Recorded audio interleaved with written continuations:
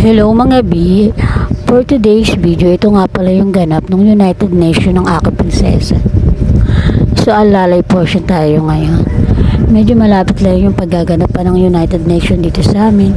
So sumakay lang kami ng tricycle and then bumaba kami.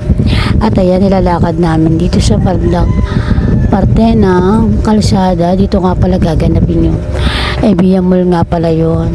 So ayan, medyo takot kaming tumawid kasi napakadaming sasakyan. So sa mga ganitong ganap, minsan nanay, minsan alalay. Charot. So dahil medyo malayo pa yung gaganapan ng United Nations ng aming prinsesa, ito nga tatawid muna kami. Ayan. So nilakad lang namin kasi wala naman sakayan papunta doon. Walking distance pero napakalayo niya. Ang tara talagang simakdo pa ang venue. So tuwan-tuwa naman ang aking prinsesa kasi feel na yung mga ganitong event. And yung mga ganitong event na hindi ko naranasan noong bata, gusto ko iparanas sa mga anak ko. Ayun, nandito na kami sa McDonald's, Ebia. Dito nga pala yung gaganapin. So, sa mga ganitong pagkakataon, ayoko nang pinalalampas to para sa mga anak ko kasi never ko itong naranasan. Iba na kasi ngayon kaysa noon, di ba? Wala namang ganitong keme-keme. Para bang isa to sa napakagandang experience para sa mga bata. So, bilang nanay, gusto natin iparanas sa kanila yung mga ganitong pagkakataon, yung mga ganitong event ba na para bang hindi nila may skip kasi experience nila ito.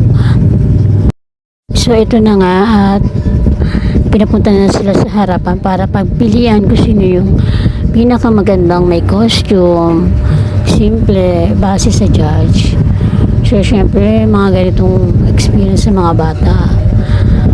Parang mas kadalasan excited pa yung mga parents, di ba? Charot, ayan, di ba? Yung mga ganito, kahit hindi sila manalo, makita mo silang naka-costume, kasama ang mga bata. Tuwang-tuwa na tayong mga magulang. Bukod pa dun sa experience na mananalo, boys na lang kung mananalo sila. So, hindi namin alam na nanalo pala sila ng first runner up. Nagulat kami kasi talo kami ng Bonawika.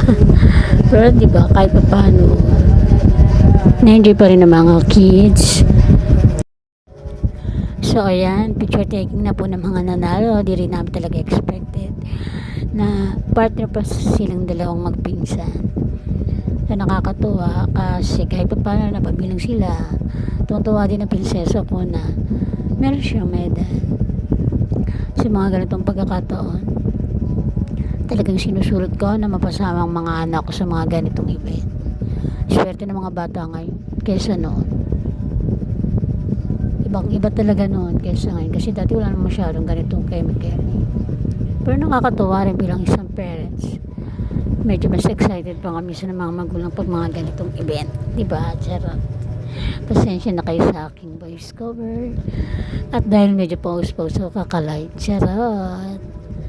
Okay, susunod ulit. Bye!